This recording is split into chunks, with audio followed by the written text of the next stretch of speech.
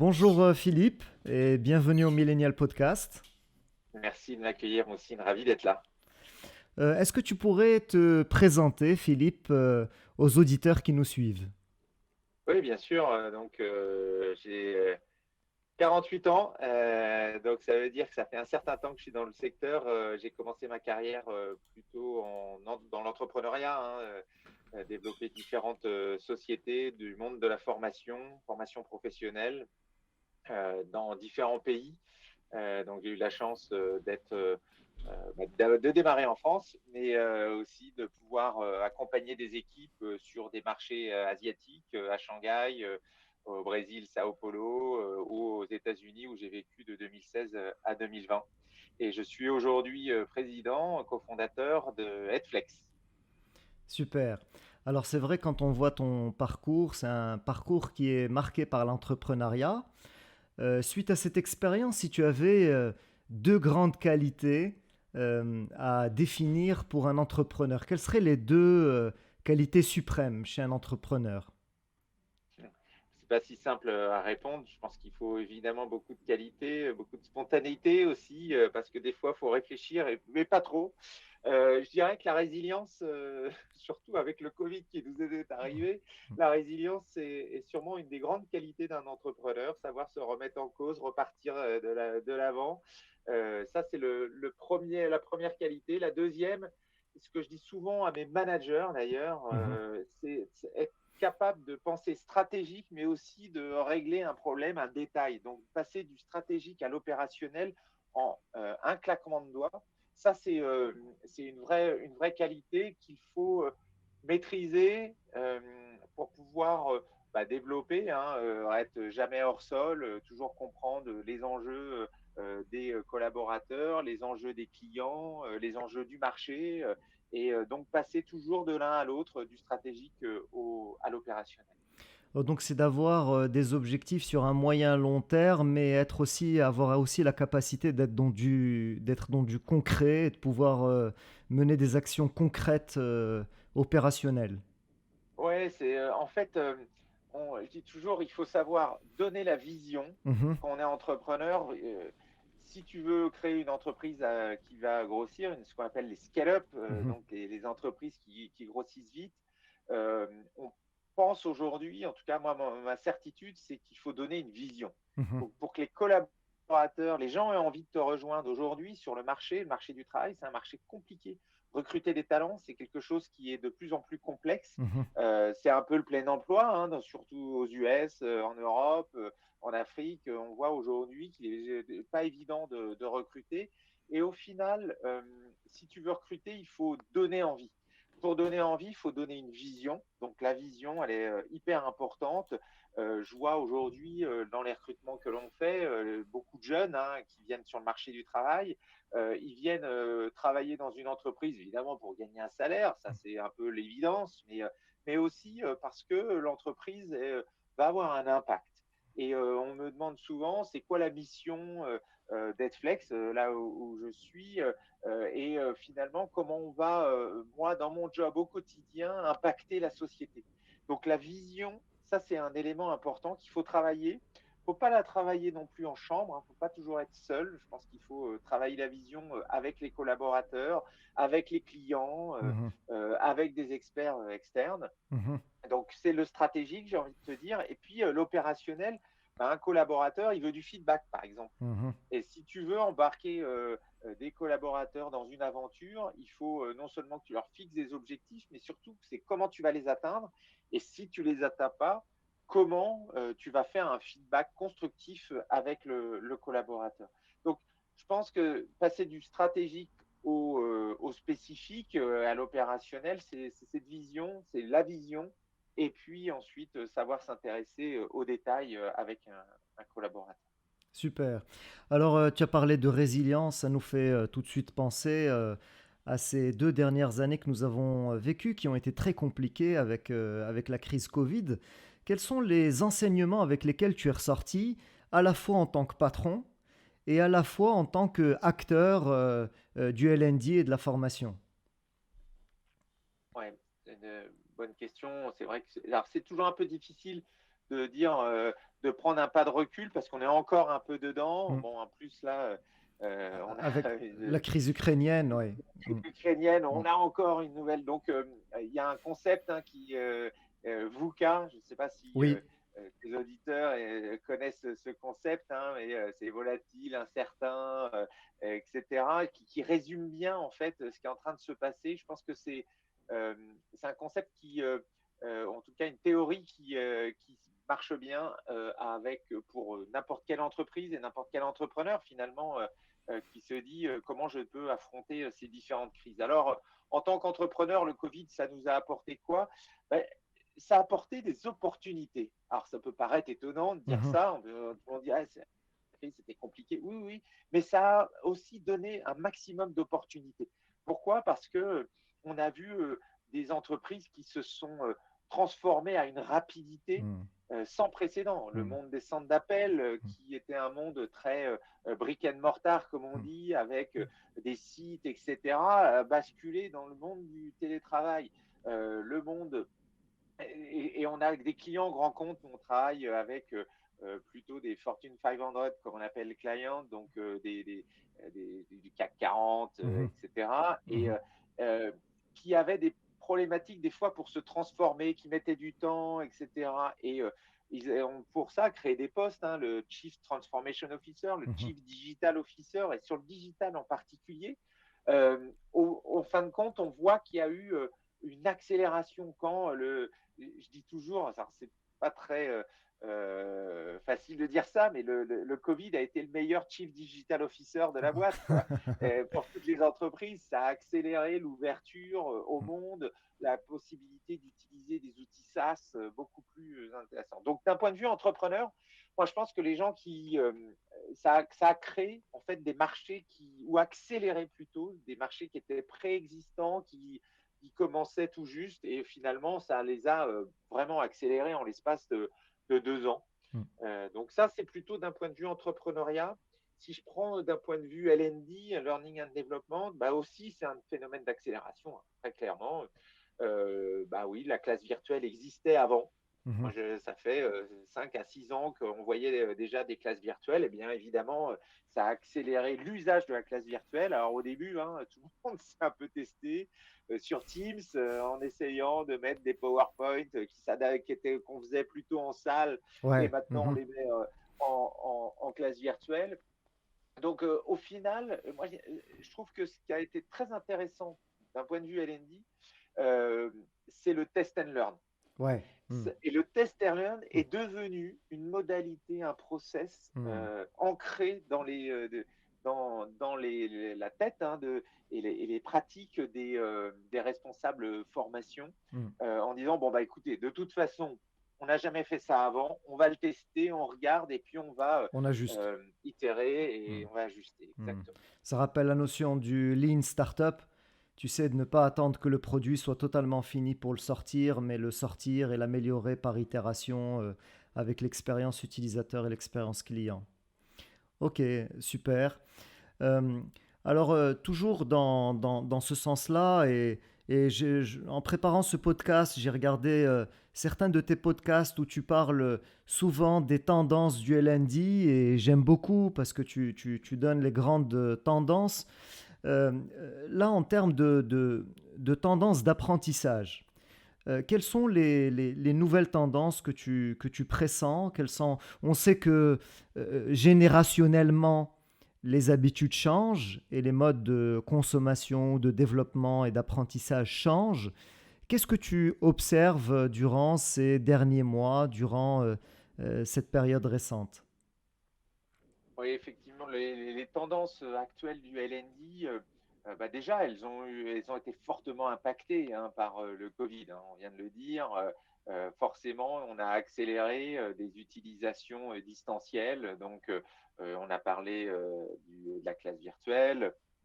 Évidemment, ça a accéléré l'usage de nouvelles modalités. Mhm, Et je pense que ça, la variété des formats va devenir une constante. mhm, C'est-à-dire que la variété des formats, c'est aujourd'hui, on apprend Moi, j'ai des marketeurs, mes marketeurs qui apprennent parce qu'il y a des super chaînes de podcasts. Hmm, Et les meilleurs podcasts sur le gros hacking, par exemple, hmm, enfin, c'est la meilleure façon d'apprendre. hmm, Il y en a d'autres qui vont, moi, je veux plutôt un tutoriel.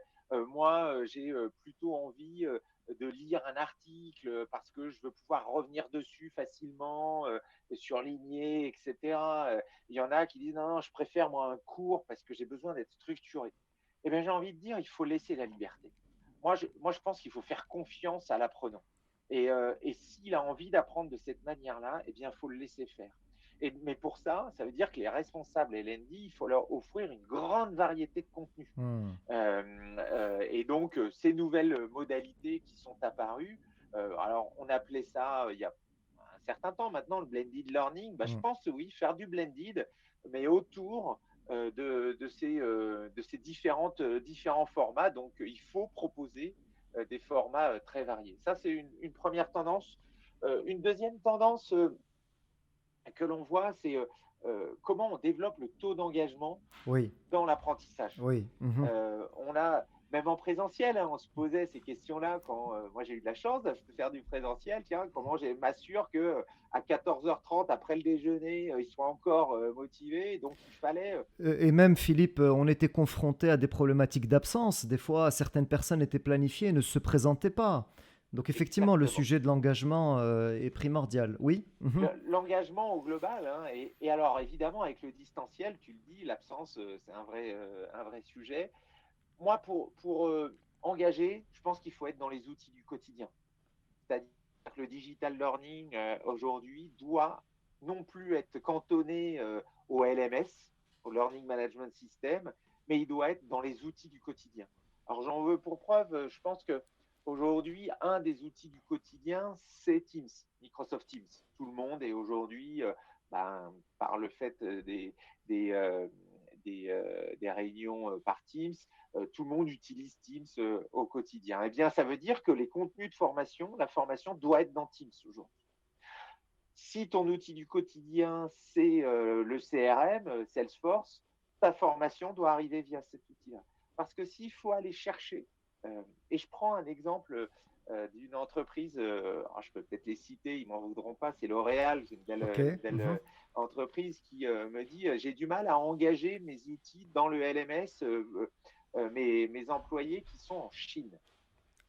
OK. Alors, on s'est posé la question, ils m'ont questionné en disant comment on pourrait faire pour engager ces apprenants. Et en fait, ce qu'on a dit, c'est quoi leur outil du quotidien à ces employés chinois? Est-ce que c'est le LMS que vous avez? Est-ce que c'est autre chose? On dit non, non, l'outil qui est servi au quotidien, mais qui est un peu plus perso, c'est WeChat. OK.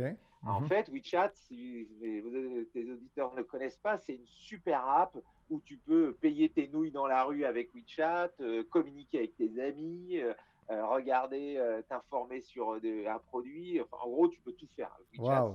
Mhm. c'est du Instagram, du Facebook, Du WhatsApp. du WhatsApp, c'est tout inclus. Et donc, ils ont tous WeChat pour leur quotidien. Et je dis, bah, écoutez, si on veut les adresser, il faut les adresser dans WeChat. Et on a créé une petite app spécifique dans WeChat où ils pouvaient accéder en un clic. Alors là, c'est même pas un clic, c'est en tapant sur cette app directement depuis leur smartphone. Donc ça OK. aussi, c'est l'autre élément. Et je pense que c'est faut l'avoir en tête. Hein, le smartphone devient un outil de formation. Mhm. Et donc, du coup, on a développé le taux d'engagement comme jamais.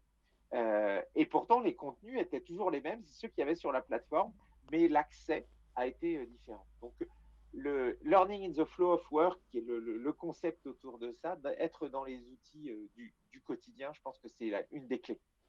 Avec ce que j'ai senti là, en tout cas, j'ai l'impression que c'est un mot-clé, c'est une sorte de convergence en fait.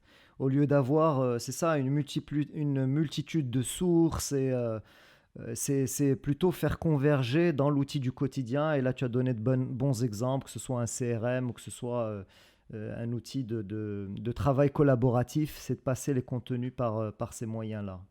Mm. Ouais, engager, c'est faciliter l'accès. Mm. Donc ça, c'est le premier. Il y a une autre tendance clé sur l'engagement. Ah, ah. Je voudrais juste citer parce qu'elle me paraît importante. Les responsables formation Mhm, doivent devenir les meilleurs ambassadeurs. Ça veut dire quoi? mhm. Ça veut dire qu'ils doivent être de bons communicants. Donc la communication autour des actions de formation est aussi une clé au sein d'Edflex. On fait la promotion, par exemple, tous les mois de nouveaux contenus qui arrivent, frais, etc. On envoie des newsletters, on envoie des posts sur Teams ou sur Workplace de Facebook si c'est l'outil de communication. On voit des pics d'activité au moment de ces envois. Donc ça veut dire que la communication, c'est la clé Elle est pour engager. primordiale. C'est comme si c'était, entre guillemets, un lancement de produit, en fait. Un lancement de produit ou un lancement de film. C'est de s'inspirer de ces méthodes pour pouvoir promouvoir les contenus de formation. C'est exactement ça. Hmm. Beaucoup de gens disent qu'il faut faire le Netflix de la formation. Des fois, nous aussi, on le dit. Moi, je parle de Spotify parce que je préfère Spotify, Ok, mais je trouve que l'UX est encore meilleur. ok, C'est événementialiser ok. la formation. Hmm. Et donc, dire, tiens, voilà ce qui est nouveau, pourquoi, comment ça va impacter votre vie professionnelle, etc. Alors, Et avec des bons contenus. alors du coup, Philippe, là, tu as parlé, en parlant de formation, tu parles beaucoup de digital. Mais du coup, est-ce que la formation classique, comme nous l'avons connue, en salle, avec une journée de formation, un formateur, etc., est-ce qu'elle est morte? Est-ce que ce mode de diffusion de contenu est mort? Alors moi, je suis un fervent défenseur du digital, mais je suis un amoureux du présentiel. Ok. Donc, ça veut dire que non, je pense au contraire. Et maintenant que le Covid, alors j'espère, on croise les doigts, est un peu derrière nous, on va retrouver du présentiel.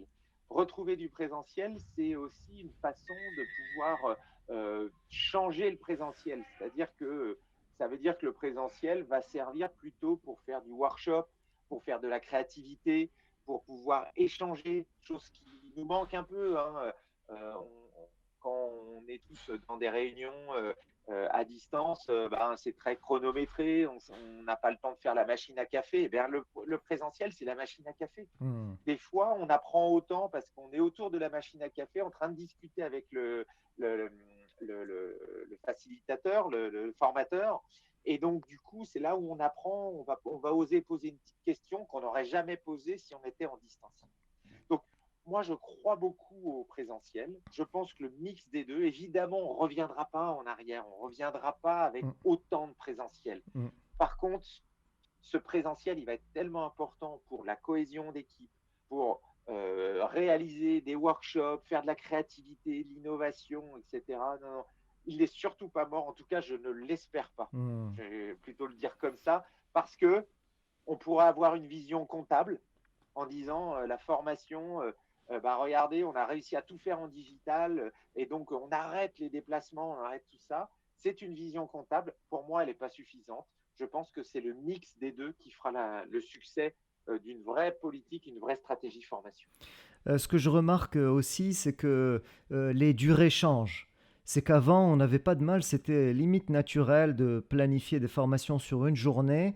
Et aujourd'hui, c'est moins la tendance. C'est plutôt des formats un peu plus courts, d'une demi-journée, peut-être 2 heures, sur un thème bien spécifique, avec, comme tu l'as dit, du workshop, des choses très pratiques. C'est beaucoup plus ces formats que je vois qui plaisent le plus et qui semblent être le plus adaptés à notre époque. Je ne sais pas ce que tu en penses, Philippe.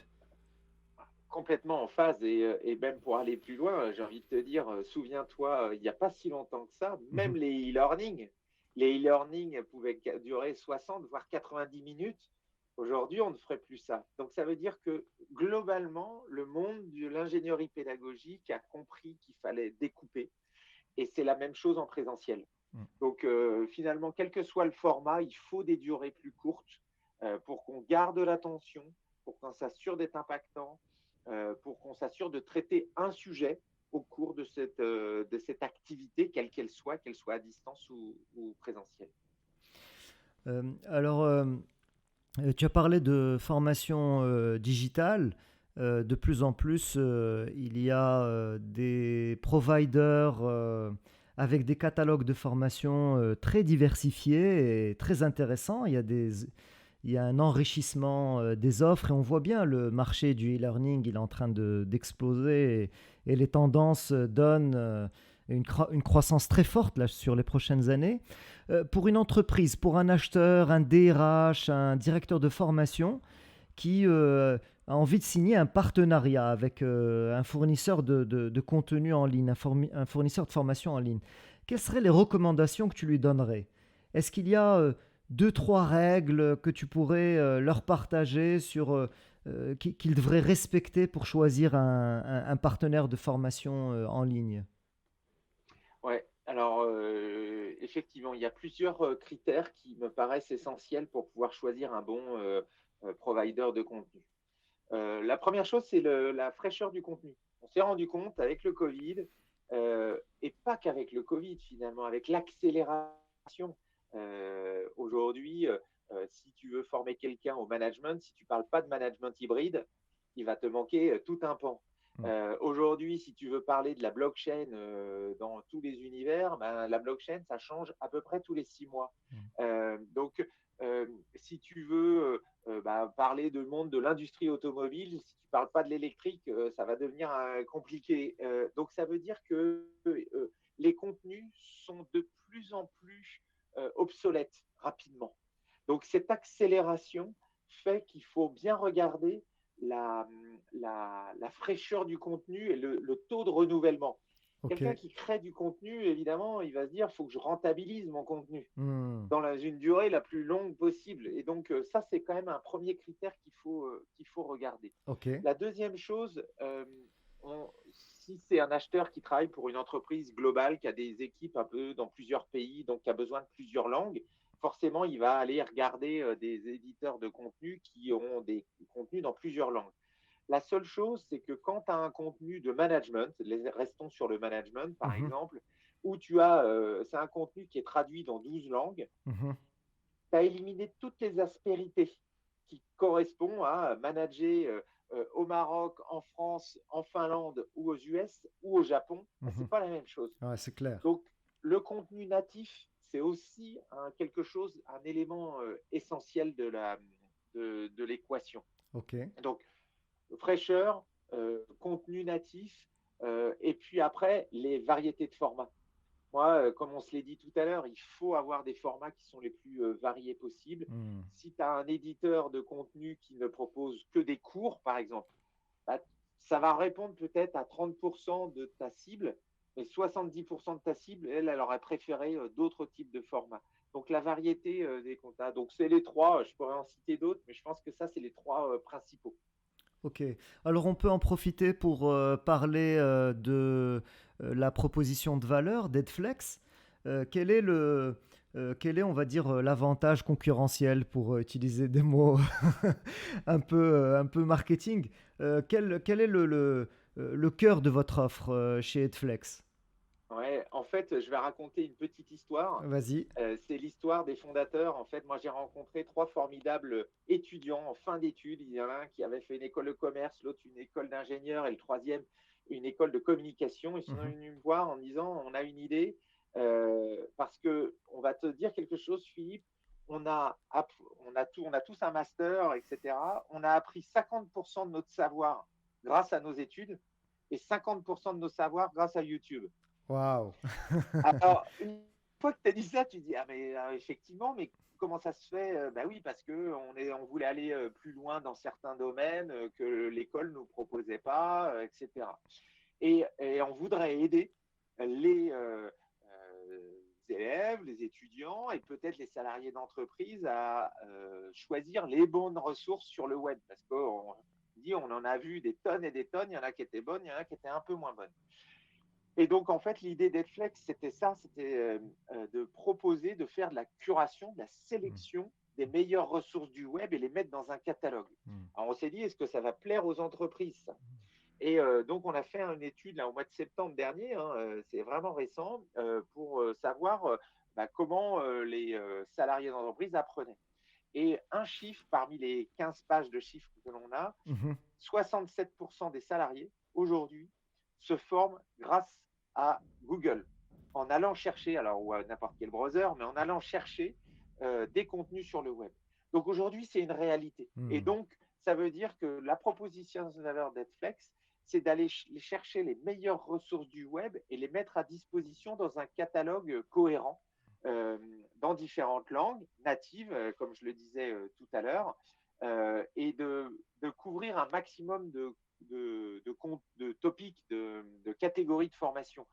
Évidemment, quand on est responsable formation, on doit aussi bien répondre aux besoins de formation de l'ADRH que du développeur informatique, Hmm. que Hmm. d'un opérationnel dans une division, etc. Et donc, on couvre 300 thématiques, donc 90%, 95% des besoins d'une entreprise, avec une variété de formats. La variété de formats, des podcasts, des vidéos, des articles dans notre roadmap. Cette année, on va ressortir 3 nouveaux formats. Je ne veux pas trop en dire encore, mais Ah, des tu peux choses pas en qui vont. parler pour l'instant? Ah, tu me réinviteras peut-être. Ok, ok, parfait. Alors, en fait, quand j'ai découvert effectivement votre offre de valeur, l'idée au départ semble simple. Je me suis dit, c'est incroyable, mais c'est une idée simple. Et tu dis que c'est pas forcément quelque chose qui donnerait lieu à un business. Mais quand tu réfléchis, quand tu prends le temps de préciser les choses, tu comprends l'utilité. Parce que quand tu as des grosses boîtes qui ont de besoins dans différents domaines, eh bien vouloir faire ça, ça serait finalement recruter une équipe dédiée à ça. Il faudrait avoir une équipe conséquente de gens qui ne feraient que ça. Et donc ça demanderait des ressources et peut-être que ça serait chronophage pour ces entreprises et sans avoir la garantie de réussir la première année et les premières fois. Et donc, faire ce travail-là, en fait, quand tu vois de plus près, c'est là où tu comprends l'utilité, tu comprends l'intérêt. Alors après, j'ai regardé de plus près avec la possibilité, vous avez un système de notation en fait des formations, donc les utilisateurs et un système d'évaluation comme on les connaît dans toutes les plateformes aujourd'hui classiques, de façon classique. Alors, j'ai vu, Philippe, que Headflex, en fait, ça fait un moment que tu héberges ce projet. Je crois que c'est depuis 2016 ou 2017. C'est pas, ça date pas d'hier, entre guillemets. Ça date pas de. C'est ça? Exactement, ouais. Ok, C'est plus vraiment une start-up, hein, ok. donc 2016, c'est la 6e année là. C'est vrai que c'est un projet qui est né, bah, je te l'ai dit, avec 3 jeunes étudiants qui sont aujourd'hui les patrons d'Edflex, hein, qui ont un produit qu'on a fait évoluer. On a eu plusieurs pivots, hein. Souvent, on me dit, tiens, au début, on pensait s'adresser à un monde B2C. Pour être franc, on pensait monétiser, faire un business. Tu dis, bah, tiens, au début, on s'est posé la question, comment on va monétiser ça? Et on s'est dit, tiens, on va faire de la publicité. Donc voilà, mais ce n'était pas notre force. On n'a pas vraiment réussi ça. Et au final, plusieurs entreprises sont venues nous voir en disant, mais moi, ça m'intéresse. Et comme tu l'as dit, hein, parce que j'ai des équipes, j'essaye de mettre des équipes à faire de la curation. Ça commence à être trop gros, trop compliqué. Il Hmm. faut juste savoir, on est 60 aujourd'hui à faire Ah ça ouais, au sein c'est d'Edflex. énorme. Ah ouais. Donc, si Hmm. tu veux faire la même chose qu'Edflex, il faut que tu fasses une équipe de 60 personnes. C'est Alors, ça. tu as la Hmm. possibilité de te dire, bah non, vaut peut-être mieux acheter une petite partie. Hmm. Et donc, du coup, acheter des licences, ça revient beaucoup moins cher et tu as des experts toujours à jour et c'est notre métier. Et ça, c'est une des clés, je dirais. Et la deuxième chose, c'est aussi de faire des partenariats quand, pour un entrepreneur, s'il y a des entrepreneurs qui nous écoutent, on n'a pas raison tout seul.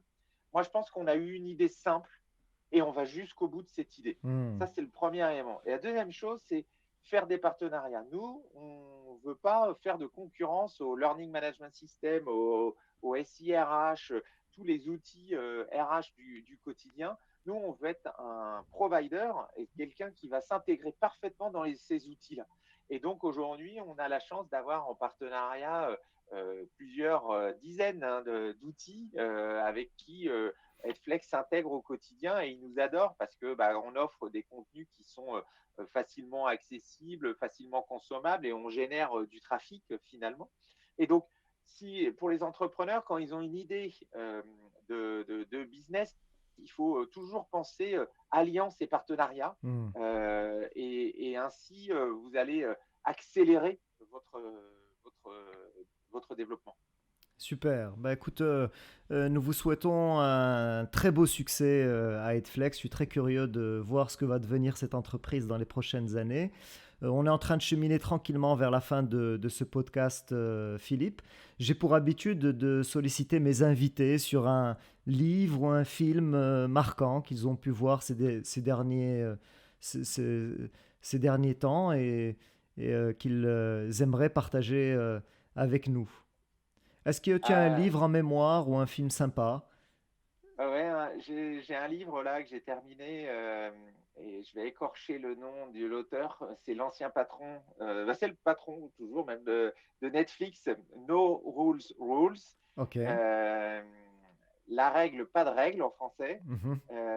qui est un livre vachement intéressant sur comment Netflix est né, comment ils ont grossi, comment ils ont réussi à être global et en ayant. Alors, il y a plein de concepts à l'intérieur, mais il y en a un que je trouve vraiment intéressant sur la gestion d'équipe et le choisir des talents et comment s'assurer que tu es toujours une équipe de haut talent en fait. Et donc ce livre, il est vraiment structurant. Hein. Ils l'ont coécrit avec une spécialiste du monde des RH et du management. Et franchement, je vous le conseille, c'est une lecture qui est euh, utile dans notre quotidien. Sympa. J'afficherai la couverture du livre. Je te remercie, Philippe, d'avoir été l'invité du Millennial Podcast. C'était un vrai plaisir d'échanger avec toi. Merci beaucoup pour ton talent et ton dynamisme autour de ce podcast qui est passionnant. Moi, j'adore les podcasts, donc c'est comme ça aussi qu'on se forme. Exact. Super, merci beaucoup.